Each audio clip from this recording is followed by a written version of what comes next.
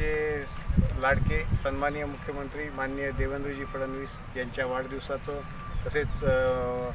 स्वर्गीय अजितदादा यांच्या जयंती दिनानिमित्त आपण परभणी नगरपालिका प्रशासन तसेच माननीय पालकमंत्री महोदयांच्या पुढाकाराने आणि मार्गदर्शनाने परभणी शहराच्या जे नागरी भागामध्ये सर्व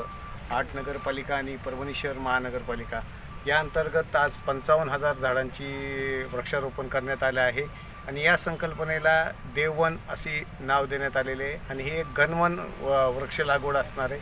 जेणेकरून त्या ठिकाणी त्या वृक्षांची स्पर्धा होईल आणि ते स्पर्धा होऊन त्याच्यामध्ये वाढ चांगल्या प्रकारे होईल आणि एक आपण पूर्णा शहरामध्ये जे वृक्षप्रेमी आहेत त्यांनासुद्धा हे वृक्ष बऱ्याच प्रमाणामध्ये आपण